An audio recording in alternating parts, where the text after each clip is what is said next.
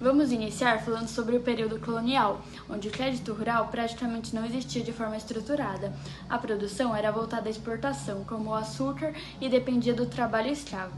O acesso ao financiamento era extremamente restrito, informal e concentrado nas mãos de grandes latifundiários.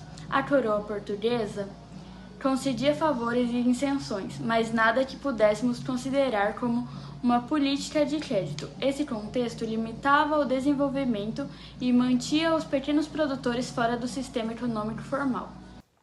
Já na Primeira República, o Brasil viu o café assumir o papel central. Houve um avanço no financiamento, mas ainda com foco nas elites cafeeiras. A política de valorização do café, como o Convênio de Taubaté, beneficiava os grandes produtores de São Paulo, com os recursos vindos de empréstimos estrangeiros. Iniciativas como o Banco Hipotecário Nacional foram criadas, mas pouco acessíveis aos pequenos produtores. Mas com Vargas, já nos anos 1930, surge a CREAI, que marca o primeiro passo de institucionalização do crédito rural. No entanto, novamente, o foco estava nos grandes.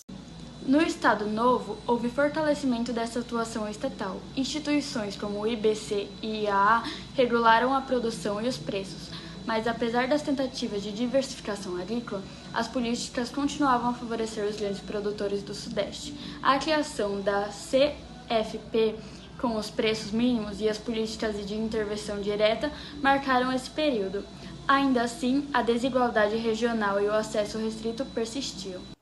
Durante a ditadura militar, o marco principal foi a criação do Sistema Nacional de Crédito Rural, pela Lei nº 4.829, de 1965.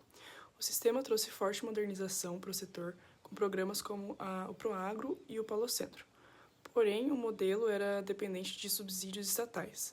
A crise econômica dos anos 1980 e a inflação desmantelaram esse modelo. A nova república, por sua vez, marca a transição para o financiamento privado, com o surgimento do PRONAF, dos títulos do agronegócio e das principais políticas mais voltadas à agricultura familiar. Agora vamos falar sobre a origem do crédito rural e seus principais agentes financiadores. No início, como vimos, o crédito era informal. Com a República, o Estado passou a intervir, especialmente com Vargas e depois com a ditadura, onde o Estado dominava a concessão de crédito. Isso trouxe benefícios, como a modernização, mas também manteve as desigualdades. Esse cenário começou a mudar nos anos 1980 com a crise fiscal. O Estado perdeu capacidade de financiar e o setor privado começou a ocupar esse espaço. A partir dos anos 90, especialmente após o Plano Real, novas formas de financiamento surgiram: CPR, CRA, LCA, FIAGRO. O crédito rural passou a ser visto também como um investimento, mas essa mudança, embora positiva em termos de volume, também trouxe desafios. Os produtores ainda tinham dificuldades de acesso, por exemplo. A legislação foi fundamental nesse processo. A Lei nº 4.829 organizou o SNCR.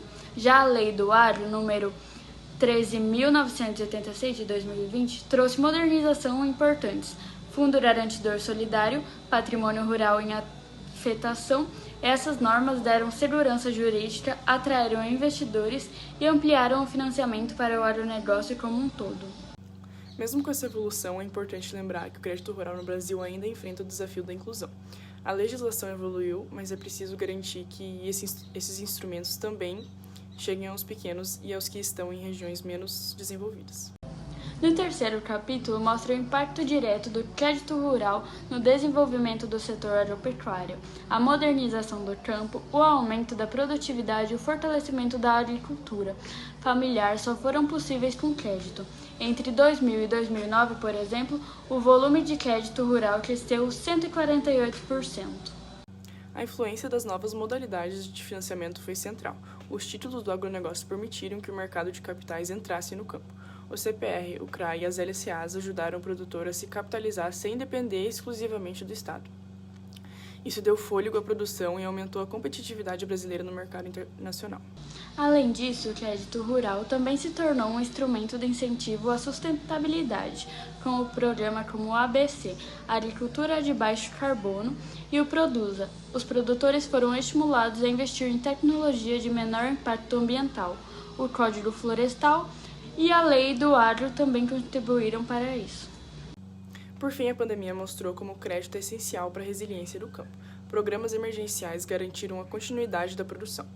E o futuro aponta para a digitalização com fitagens rurais, novos modelos de negócios e mais agilidade na concessão de crédito.